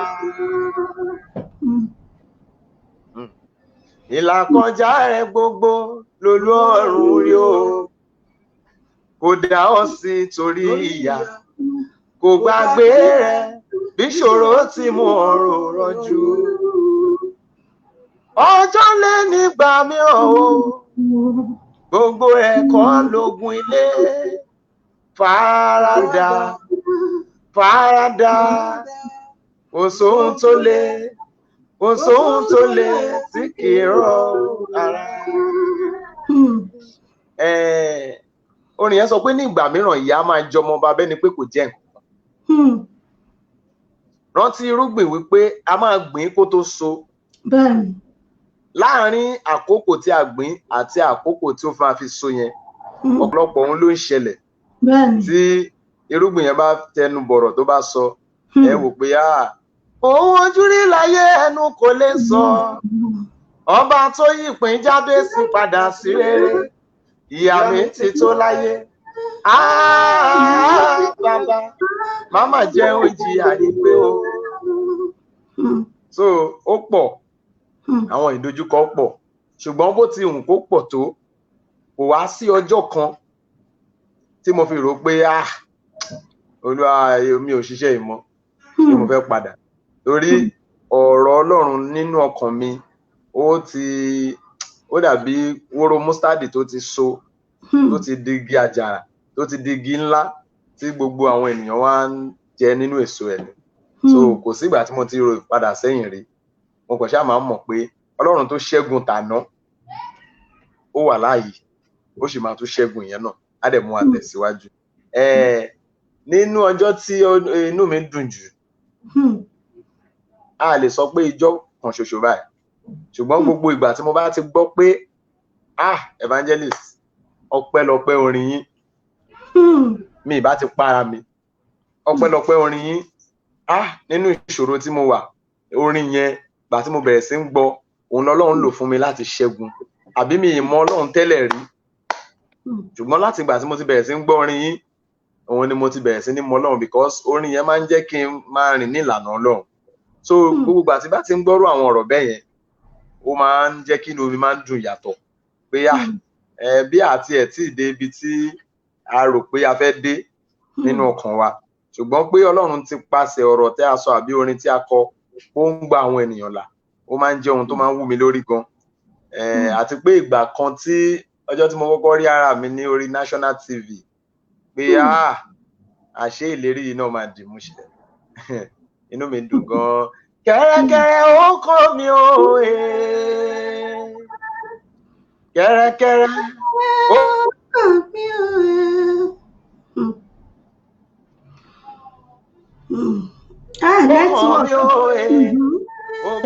Ó kọ́ mi o, ògo táyé rò pé kò lè búyọ lára mi. Kẹ́rẹ́kẹ́rẹ́ ó kọ́ mi o. Kẹ̀rẹ̀kẹ̀rẹ̀ ó kẹ̀mí náà. Ẹ ṣeun bàbá mi. Tí àwọn èèyàn bá fẹ́ pè yín fún ayẹyẹ fún ìnáwó lórí social media, báwo ni wọ́n ṣe lè rí yín? Wọ́n lè DM mi wọ́n lè rí mi lórí Instagram lórí Lékan Rẹ̀mílẹ́kún _Amos. Lékan Rẹ̀mílẹ́kún _Amos. Tó bá jẹ́ lórí Facebook, a ní àkáǹtì méjì àbí mẹ́ta. A ní Rẹ̀mílẹ́kún Amos International Gospel Ministry ní àkọ́kọ́. A ní Evangelist Lékan Rẹ̀mílẹ́kún Amos, ó di kejì. A dẹ̀ ní Lékan Rẹ̀mílẹ́kún Amos, ó di kẹta. Lórí Facebook. Tó bá jẹ́ lórí Twitter Remi Amos, REMIAMOS, at REMIAMOS. Yeah. Èò náà ni. Tí àwọn èèyàn bá wá fẹ́ pè yín bóyá mánéjà yín ìràn bóyá wọ́n tiẹ̀ fẹ́ gbére fún yín o àbí wọ́n fẹ́ ṣe bóyá àjọ̀dún ni ìkórè tó fẹ́ pè yín wá kọrin àbí bóyá ìnáwó náà fẹ́ ṣe nọ́mbà wo náà lè pè sí àbí mánéjà yín tí wọ́n lè pè torí mo mọ̀ pé ẹ gbọ́dọ̀ gbòòrò tó báyìí kẹ́ mọ́ ní mánéjà. Àbí o wọ́n lè pè 081. 081 ẹ dákun ẹ mú báírò yín ẹ mú kálámù àti tákàdá ẹ mú pẹ́ẹ̀nì ẹ mú ìwé yín 081 33 87 56 79. Kò ní nọ́mbà tí wọ́n lè pè. 081 33 87 56 79. A dẹ̀ tún lè pe ẹ lè pe mánéjà lórí 070 62 43 95 26. Àbí kàn pè lé 080 55 83 24 21. Àwọn tí ń gbọ́ tẹ̀ tí wọ́n máa kọ́ síta àwọn olólùfẹ́ yín. Ìyá mi Nikki Lati wọ́n ní hallelujah wọ́n ní yes o wọ́n ní one of your best song bóyá kẹ̀rẹ̀kẹ̀rẹ̀ ó kàn mí tẹ́ ẹ̀kọ́ lẹ́ẹ̀kan yẹn. Bẹ́ẹ̀ ni wọ́n dẹ̀ ń fi ìfẹ́ wọn fi ránṣẹ́ sí yín.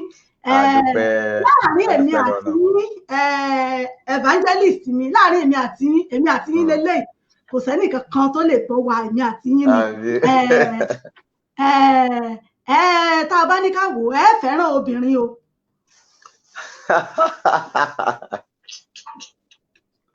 Ẹ̀rín lẹ́rìn ni. Ẹ̀rín ló gbà. Torí tọkùnrin bá wà tó ń kọrin tó jẹ́ star tó jẹ́ public figure mo mọ̀ pé obìnrin ó mọ̀ ṣù àmọ́ láàárín èmi àti yín ẹ kàn jẹ́wọ́ fẹ́mi ni ẹ fẹ́ràn obìnrin àbí bó ni. Mo fẹ́ràn obìnrin tí Ọlọ́run yọ̀ǹda fún mi. Mo dẹ̀ fẹ́ràn àwọn obìnrin. Àwọn màdámù ti wà nílé. Bẹ́ẹ̀ ni mo dẹ̀ fẹ́ràn àwọn obìnrin tí Ọlọ́run àwọn fans tí Ọlọ́run yàn fún mi. Ṣùgbọ́n Ọlọ́run ti yọ̀ǹda ìyàwó tèmi fún mi. Ọpẹ́ ni fún Ọlọ́run. Àti àwọn ọmọ tí ògo Ọlọ́run farahàn láyé wọn. Ògo ni fún Ọlọ́run. Tí n bá fẹ́ gbà yín lálejò àbí táwọn ọ̀rẹ́ yín àwọn olólùfẹ́ yín bá tẹ̀ fẹ́ gbà yín lálejò mo fẹ́ gba evangelist lálejò báyìí irú oúnjẹ wo lẹ fẹ́ràn jù? Oúnjẹ tí mo fẹ́ràn oúnjẹ ìbílẹ̀ ni mo fẹ́ràn. Kódà orí ìbílẹ̀ rédíò náà lẹ́dẹ̀ wà yìí. Oúnjẹ ìbílẹ̀ ìlú mi gangan. Ó ní ọbẹ̀ kan tí àwọn kan tẹ̀ ń jẹ nílùú yín. Ó ní ọbẹ̀ kan tí àwọn làjẹ́ máa ń sè àti làjẹ́ àti kálẹ̀ àti àbọ̀ì. A máa ń pè ní marúgbó. Ewé la máa fi ń ṣe ewé yẹn ó máa jẹ́ kí ọbẹ̀ yẹn di dúdú. Ọbẹ̀ ata dídú ni. A wá fi ẹja tútù sè é. A wá ṣe púpurú sí i. A ṣe púpurú sí i. Púpurú yẹn jẹ́ ẹ̀gẹ́ tí. Wọ́n ti ń gbọ́ báyìí. Àbí. Inspiration orin báwo ló ṣe máa ń wá báwo lẹ ṣe máa ń gba inspiration orin torí pé ọ̀pọ̀lọpọ̀ ló máa ní àwọn lè máa rìn lọ àwọn lè jókòó àwọn lè máa wẹ̀ báwo ni inspiration yẹn báwo ló ṣe máa ń wá. Ẹni tí Ọlọ́run bá ti yọ̀ǹda orí ọ̀fẹ́ fún tí ò bá ti bà orí ọ̀fẹ́ yẹn jẹ́ kò sí ọ̀nà tí Ọlọ́run ò lè lò ẹni tí Ọlọ́run ò lè gbà bá sọ̀rọ̀. Ẹ rí i pé nígbà míì ojú oorun ni Ọlọ́run ti bá Samuel sọ̀rọ̀. Ìgbà míì kì í ṣe ojú oorun. So inspiration tọ́lọ́run bá fẹ́ yọ̀ǹda fún mi kí kò ní ṣe pẹ̀lú ibi tí mo wà. Bíbẹ̀ yẹn bá ní ariwo kò dí lọ́wọ́, bí ò bá láriwo kò dí lọ́wọ́, kọ́run ṣáà ti ṣí ni. Kò dẹ̀ sígbà tí ọ̀run ò lè ṣí lọ́dọ̀ Ọlọ́run. In fact mo rántí ọjọ́ kan tí mo wà nínú exam hall, àwọn tá a bá jọ wà ní fúta wọ́n máa rántí ọ̀rọ̀ tí mo ń sọ yìí báyìí. Mo wà nínú exam hall ni mo dẹ̀ rí pé question paper mo ti ṣe ká ní answer five questions, mo dẹ̀ ti ṣe bóyá mẹ́rin àtàbọ̀. Mo ti fẹ́ máa múra àti máa submit ṣùgbọ́n ó ṣì kù díẹ̀. Mo ṣáà rí pé question paper yẹn ti di nǹkan tí a tún bẹ̀rẹ̀ sí ní kọ orin sí. So kò síbi tọ́lọ́run ti lè bá mi sọ̀rọ̀, kò sí ọ̀nà tọ́lọ́run lè gbà, bóyá mo ń sùn o, bóyá mo ń rìn o, bóyá mo ń drive o, bóyá mo wà nílé ìjọsìn, ṣùgbọ́n ibi tó máa ń fast jù tí inspiration fi máa ń wá òun ní nígbà tí mo bá ń gbọ́rọ̀ lọ. Ìjọ ní eré ìdárayá tẹ́ ẹ fẹ́ràn jù bóyá tẹ́ ẹ máa ń ṣe láti keep fit? Mo fẹ́ràn football o. Nígbà tí club wo lẹ dìbò fún o? Chelsea of London. Àti Madrid àti Real Madrid. Chelsea wọ́n kí yín àwọn fans yín nìyí. In fact láwọn ìgbà kan ṣe ni mo rò pé mo máa fi bọ́ọ̀ jẹun. All blue for life. Láwọn ìgbà kan wà tí mo rò pé bọ́ọ̀ ni mo fi máa ń jẹun gan nígbà yẹn. Ṣùgbọ́n a dúpẹ́ lọ́wọ́ Ọlọ́run pé ó gbégbá ọ̀nà tó wù. Ọpẹ́ ni fún Ọlọ́run. Àjọṣepọ̀ wo ló wà láàárín ẹ̀yin àwọn àtàwọn olórin tó jẹ́ olórin ẹ̀mí? Ìjà àṣepọ̀ tó dánmọ́rán wà láàárín yín tó bẹ́yà tẹ́ bá pàdé níta àbí pàdé ní ilé, ìjà àjọṣepọ̀ tó wà ṣó wà láàárín ẹ̀yin àti àwọn olórin ẹ̀mí? Lágbára Ọlọ́run kò sí ìyapa. Ẹnikẹ́ni tí Ọlọ́run bá ti pè sí ojú ọ̀nà yìí, orí platform mi ò mọ bí mo ṣe lè pe platform ní ìpele tí Ọlọ́run ti máa ń ṣiṣẹ́ jù wọ́n ní ìpele ìfẹ́.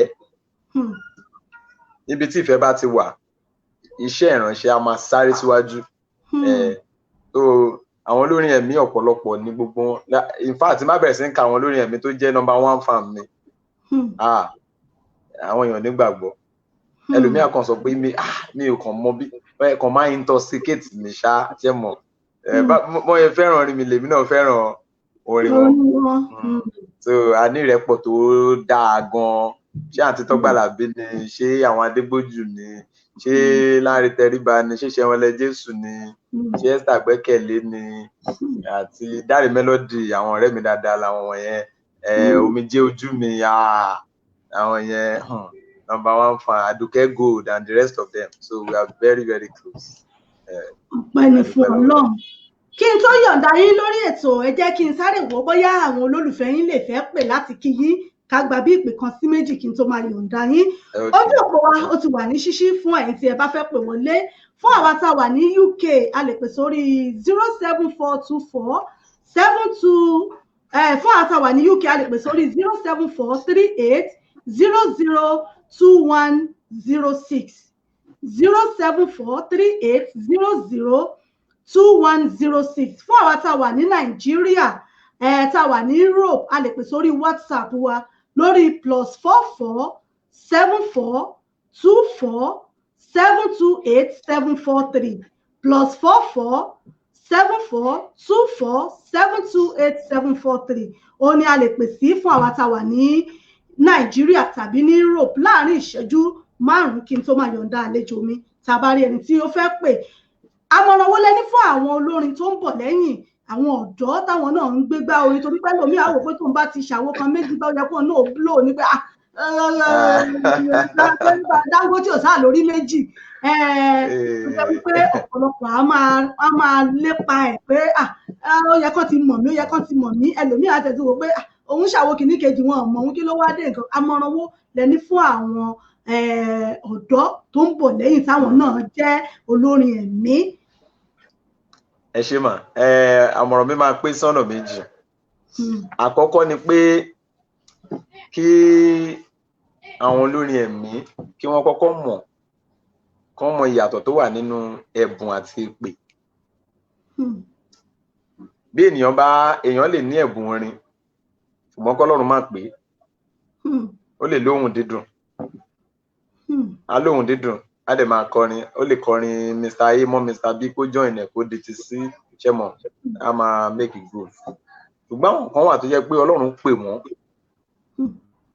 ní ìlànà ti orin, they have the calling láti jẹ́ gospel minister. So irú ẹni bẹ́ẹ̀ kó kọ́kọ́ mọ̀ pé ìpè mi ní kíní. Ààrẹ tí ìpè yín o, ẹ̀yin tẹ́ bá fẹ́ pè wọlé. Tí ó bá jẹ́ ìpè mi, ó láwọn nǹkan tí mo lè ṣe yàtọ̀ sí àwọn nǹkan tí mi lè ṣe. So ẹni yẹn gbọ́dọ̀ kọ́kọ́ mọ̀ so that a lè máa rìn ní ìlànà ìpè yẹn. Bó bá ti rìn ní ìlànà ìpè yẹn, ìgbọ́ràn ni Ọlọ́run fẹ́ràn. A máa tẹ̀síwájú automatically, bó ti wù kó gún pọ̀ tó, a máa tẹ̀síwájú. Then ìwé jẹ́ ohun tó ṣe pàtàkì nínú iṣẹ́ ìránṣẹ́. Bó ti wù kó Ọlọ́run lò ẹ́ tó, tí ìwé ò bá sí ńbẹ̀, ó máa ní limitation o. Ó máa ní limitation. Bẹ́ẹ̀ ni, á lójú ibi tó lè dé, á lójú ibi tó ti lè sọ̀rọ̀. Àgbékalẹ̀ orin ẹ̀ gan, ó máa ní bó ṣe á ní level ibi tó lè dé. Then màá wá parí ẹ̀ pé kí gbogbo àwọn tó ń aspire láti jẹ́ olórin ẹ̀mí tí gbogbo ayé máa mọ̀ káàkiri àgbáyé, kí wọ́n mọ̀ pé ó ní àkókò tí Ọlọ́run ti yàn fún wọn láti dìde. Bó ti wù kó mọ̀ ń ṣe tó, bó ti wàá máa kàn máa wò pé mo mọ kí ní ìṣe, ṣùgbọ́n kò tí tó àkókò ní wọ́n ṣe ti gbọ́. Kì í ṣe torí pé mákẹ́tà gbé àwọn olórin ní orin wọ́n ṣe láyé já o. Àìmọye ẹni tí mákẹ́tà ń kówó lé lórí tó jẹ́ pé síbẹ̀síbẹ̀ wọn ò gbọ́. Ṣùgbọ́n àkókò Ọlọ́run, bó ti wù kí mẹ́sẹ̀jì ẹ tó, bó ti wù kó mọ̀ nǹkan tó, bó ti wù kó lè arrange ẹ̀ tó, bí àkókò yẹn ò bá tó, kò ní láyé já. So èèyàn gbọ́dọ̀ mọ̀ bó ṣe lè dúró de àkókò yẹn. Olúwa ṣe mú mi kọrin pé bẹ́ẹ̀. Àsìkò ṣáá ní gbogbo nǹkan o, ìgbà ṣáá ní gbogbo nǹkan, ẹ rọra. Àsìkò ṣáá ní gbogbo nǹkan o, ìgbà ṣáá ní gbogbo nǹkan, ẹ rọra. Ẹ̀san fẹ́ ní kánjú kọjá àkókò, kò ní jèrè bọ̀, kò ní dé bóhun tó ní. Ẹni lékún méjì lójọ́, àgbààgbà fọwọ́ sọ̀yà, kò ní láti pòfo dandan, torọ́ Ọlọ́run gbọ̀njẹ̀dá lọ. Ọlọ́run dẹ̀ gbọ̀njẹ̀dá lọ. Gbogbo àwa náà ti ń gbìyànjú tá ń tiraka pé káwa náà ká sì ní sùúrù pé ohun tí ò tó ó ń bọ̀ wá ṣẹ́kù. Torí ọ̀pọ̀lọpọ̀ àwọn ọ̀dọ́ ọ̀sìn ni wọn ò lè ní sùúrù mọ́. Tá bá wo àwọn tó ń kọrin ní ìsìn tó jẹ́ pé wọ́n ti gòkè àgbà, ẹlòmíì ti ṣe kiri jálé, ẹ̀mí ẹ̀ ti fẹ́ bọ́ níbi kiri jálé, àìmọye ìṣòro káàkiri. Ọlọ́run fà lọ́wọ́ sókè. Àmọ́ púpọ̀ nínú àwọn ọmọ òde òní ni wọn fẹ́ ní sùúrù láti ṣerú ẹ̀, wọn fẹ́ jìyà kí wọ́n tó jọrọ̀, gẹ́gẹ́ bí àmọ̀ràn tí evangelist wa pé tán fún wa pé ká lọ ní sùúrù o. Gbogbo ẹ̀yin tí ẹ bá ń gbọ́ mi, lẹ́yìn náà jẹ́ ọ̀dọ́ láńgbá tí ẹ̀ ń bọ̀ lẹ́yìn pé gbogbo nǹkan sùúrù ló gbà. Ó dàbí ọmọ tí ó lọ lórí íńtánẹ́ẹ̀tì ń sìn nítorí kí mọ́mì rẹ̀ ó calm down kó tó nà ń torí kí màmá wọn calm down kó tó nà, kí màmá wọn jókòó kó fọwọ́ ní kó jókòó kó rí láti kó tó nà ń. Bẹ́ẹ̀ náà ni ọ̀rọ̀ náà ló ṣe gbà pé ní láti ní sùúrù ká farabalẹ̀ lè ta. Àti ìráwọ̀ èèyàn wa kan pé bóyá mẹ́sẹ̀jì náà lọ́dẹ̀ ti fi sílẹ̀ tí wọ́n ti fi kí yín, torí àlejò mi mo tún ti gbà nínú ìṣẹ́jú wọn, mo ti gbà bí ìṣẹ́jú bíi mélòó kan lọ́wọ́ wọn báyìí. Ẹ ṣé àdúpẹ́. Kí ẹ tó máa lọ lórí ètò, mo fẹ́ kẹ́ fún wa ní orin kan lára àwọn orin tí bàbá ní o, tó jẹ́ lára àwọn orin wọn, bóyá lára àwọn irú àwọn orin tó ti jẹ́ àwọn orin tó jẹ́ àwọn orin èyí tí wọ́n ti kọ pé tó jẹ́ rọ̀ ìlú ìlàjẹ yín gangan. Mọ̀ pé àwọn tó jẹ́ olólùfẹ́ wọn náà tó jẹ́ pé ìfẹ́ yẹn náà wọ́n tún wá mú, wọ́n tún pàṣẹ lẹ́yìn tẹ́jọ́ ọmọ náà wọ́n tún pàṣẹ nílára. Mo fẹ́ kẹ́ ẹ bá mi kọ́, torí pé bá a ṣe ṣètò lẹ́ni bá a ṣe ń sọ tí náà látún fi gbọ́dọ̀ fi rántí àná pé ó kun olè gungungun kó má níbi tí ó ti gùn wá ẹ fún wa lórí kan lára àwọn orin bàbá tí wọ́n kọ. Ẹ jẹ́ sáré gbé pè. Hello, ẹ mà kálẹ̀. Ìbílẹ̀ rédíò lẹ́jà sí yóò ẹ̀. Hello, ẹ kálẹ́ o. Ẹ mà kálẹ̀ mà ẹ kú dédé àsìkò yìí. Ẹ kálẹ́ o. Ṣé ń gbọ́ wọn? A kú àlejò. Àlejò rẹ̀ ṣé ń gbọ́? Kódà ẹja ńlá ni ìwọ wá gbé. Evangelist ṣé ń gbọ́ wọn? Evangelist ṣé ń gbọ́? A kí àwọn àlejò wa. A kí àwọn àlejò wa ò tó bá káàbọ̀ o. Ẹ ṣé.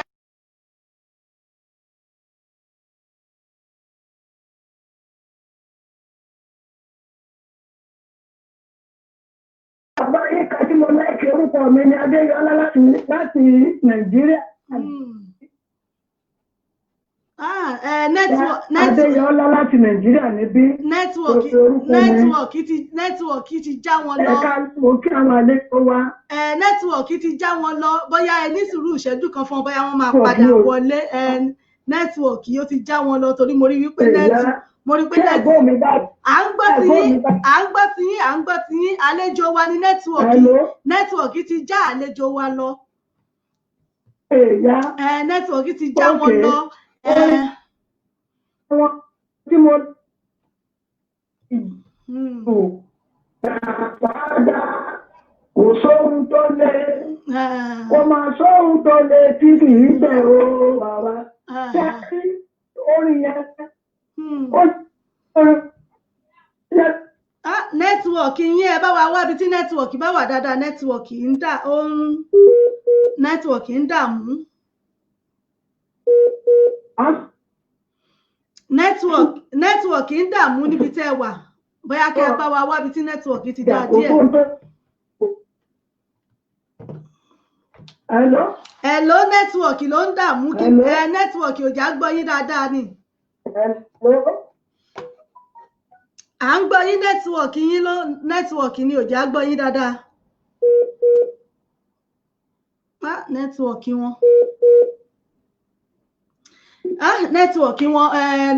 wọn kù díẹ̀ káàtó. Bóyá tí wọ́n bá tún bá wa rí mú nẹ́tíwọ̀kì ẹ rí pé ó ti já àlejò wa. A dúpẹ́ lọ́wọ́ Ọlọ́run ọba bóyá tó bá sì tún lè padà kó lórí pé a random fún orin tí adé kan fún wa. Mo dúpẹ́ lọ́wọ́ gbogbo yín tẹ́ ṣeun tẹ́ darapọ̀ mọ́ wa lórí ètò fún tòní. Ẹ ṣeun àdúpẹ́. Ojú òní tì wá lágbára àṣẹ Èdùmàrè. Àwa náà la máa wá, ẹ̀yin náà ni a máa bá. Bàbá mi Fẹ́mi John mo kí yín. Abisola Kafilat ẹ ṣé. Bàbá mi Wẹ́là Ọlá mo kí yín. Ìyá mi Grace Banjo JP ẹ ṣeun mo kí ẹ̀yin náà. Ẹ ṣé àdúpẹ́. Mo kí yín tẹ́ darapọ̀ mọ́ wa ní orí ètò yín ètò wa òṣèré ìlúmọ̀ọ́ká náà ní pẹ̀lú àlejò mi Evangelist Rẹ̀mílẹ́kún Amos tí a mọ̀ sí ọmọ Dáfídì. Àwọn náà ní àlejò wa tí a ti ń gbà ní àtàárọ̀. Nẹ́tíwọ̀kì àwọn màmá wa yẹn nẹ́tíwọ̀kì yẹn kò dá àfi bẹ́ẹ̀ gbọ́ wọn dáadáa. Ẹ ṣeun mo dúpẹ́ lọ́wọ́ yín pé ẹ ṣé tẹ́ darapọ̀ mọ́ wa lórí ètò. Ẹ jẹ́ ká sáré gbọ́ orin díẹ̀ náà kó lórí pa máa dágbére lórí ètò fún tòní. Gbà gbogbo dàkún nílẹ̀ òrà èyí tí mo rò èmi kò mọ̀. Bàbá èyí tí wọ́n lówùrọ̀ ìwà bí áńgẹ́lì ṣáná ni. Ṣùgbọ́n bílẹ̀ tíṣú wá di kìnìún ti dọdẹ.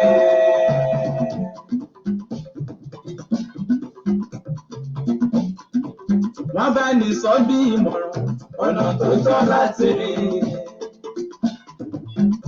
Ìgbẹ̀yìn wá wà kó tó sọnà tó bá ṣàṣubú. Kí wọ́n lè jọmọ́ sílé yọ̀pá lápọ̀rí báyé lọ. Bàbá ṣọ́ mi. Kristi ṣọ́ mi. Bẹ́ẹ̀ ni kí Ọlọ́run kó máa ṣọ́ wa, ó náà láti gbọ́ nípa ìrìn àjò àwọn bàbá tí wọ́n sọ fún wa. Ìyẹn bàbá wa gangan Rẹ̀mílẹ́kún Amos ọmọ Dáfídì gangan nígbà ayé wọn.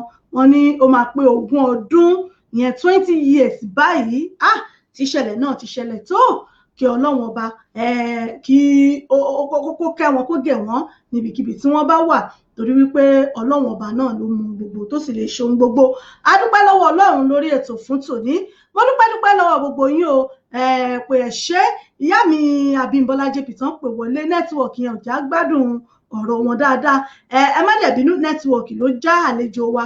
Wọ́n fẹ́ fún wa ní orin ní lára àwọn orin tí bàbá ti kọ àmọ́ nẹ́tíwọ̀kì ó já wọn kò já gbọ́. Ẹ ṣé mo dúpẹ́, ojú òní tì wá lágbára ọlọ́run ọba. Àwa láàmú wá ẹ̀yin náà láàdẹ̀ máa bá ìbànújẹ́ ó kéré tóbi kò ní wọlé tọ̀ wá. Ẹ jẹ́ ká ṣọdún jẹ́jẹ́ o, ẹ jẹ́ ká ṣọdún jẹ́jẹ́, ọdún ayọ̀ la máa ṣe. Gbogbo àwa mùsùlùmí mùsùlùmọ́ lágbára ọlọ́run ọdún ayọ̀ la ṣe. Nífẹ̀lẹ́ yìí ṣàṣemọ́. Ẹ dákun bẹ́ẹ̀ bá ti pẹran ọdún, gbogbo ẹ̀yin mùsùlùmí ẹ fẹ́ràn ọdún ránṣẹ́ o.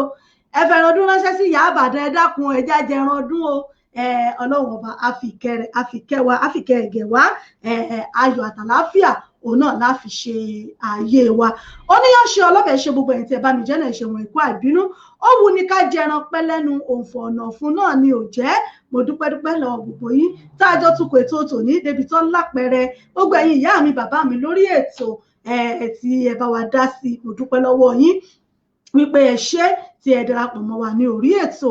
Ojú tẹ́ fi ń wò wá ò ní fọ́, bẹ́ẹ̀ létí tẹ́ fi ń gbọ́ wa ò ní di, kò ní dè tẹ́ ń náwó sí lágbára àṣẹ Èdùmàrè.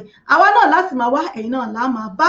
Ẹ má gbàgbé fún gbogbo ìpolówó ọjà yín nílé iṣẹ́ wa. Ẹ gbé gbogbo ìpolówó ọjà yín wá ká bá yín polówó ẹ̀ nílé iṣẹ́ wa Ìbílẹ̀ rédíò TV. Káfi tiwa káfi gbé tiyín lárugẹ. Ká bá yín polówó ọjà yín kí gbogbo ayé mọ̀ tẹ́ ń tà àti tẹ́ ń gbé ṣe. Ẹ̀yin nílé ìjọsìn ni, onímọ́ṣáláṣí, oníṣọ́ọ̀ṣì, ìkéde lẹ fẹ́ ṣe ní àjọ̀dún ìkórè àsàlátù tẹ́ fẹ́ ká bá yín polówó ẹ̀. Ẹ gbé wá sílé iṣẹ́ wa ká bá yín polówó ẹ̀ kí gbogbo ayé gbọ́ kí wọ́n sì mọ̀ tí ẹ ń ṣe lọ́dọ̀ yín. Ẹ̀yin tó sì jẹ́ wípé tó ọjà lẹ́ ń tà tẹ́ fẹ́ káwọn èèyàn gbọ́n pa ọjà yín, tẹ́ fẹ́ káwọn èèyàn mọ̀ nǹkan tẹ́ ń tà àti tẹ́ ń ṣe lọ́dọ̀ yín, ẹ kàn sí wa nílé iṣẹ́ wa Ìbílẹ̀ rédíò TV. Ká bá yín polówó ẹ̀. Ìpolówó ọjà làgún mu òwò, bẹ́ẹ̀ bá polówó ọjà yóò ní mọ̀ tẹ́ ń tà. Owó tábú ẹ̀ wò dákọ̀ mu báyìí ni láti bá yín polówó ẹ̀ tá yóò sì mọ̀ gbọ́ tí wọ́n mọ̀ tí ẹ̀ ń tà lọ́dọ̀ yín.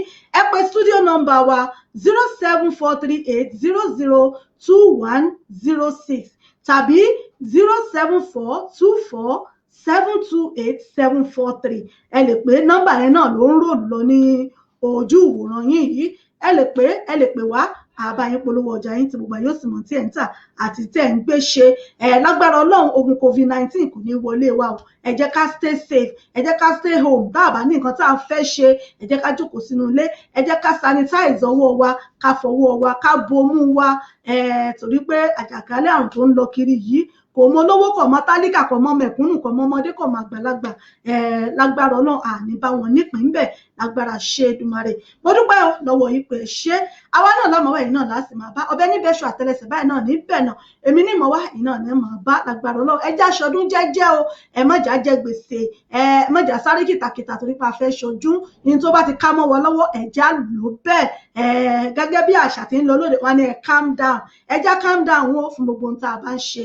Ẹ má jà jà, ẹ já ṣe jẹ́jẹ́. Àdúrà wa gbà o, àníbalẹ̀ ìfọwọ́ tí títí ìjọ mẹ́jọ tá tún fi pàdé pẹ̀lú àlejò míì tá a tún mú wá fún yín. Èmi náà ni tiyín tòótọ́, Ìyá Ìbàdàn yín authentic, unbeatable Ìyá Ìbàdàn yín náà rèé.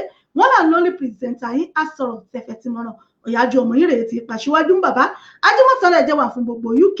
Èmi náà ni mò ń dágbére fún yín lórí ètò lónìí pé ẹ dákun bẹ́ẹ̀ bá réṣù tọwọ́ kọ́mú tó fi gọ́gùn ojú.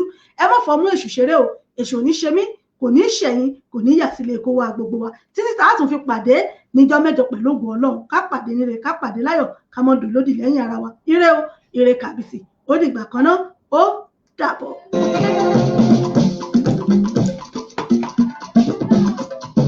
Ọ̀tá ń ṣọ́ ní pẹ̀lẹ́rọ mi, ọmọ nìkan kí ni ṣẹlẹ̀ àbáyé.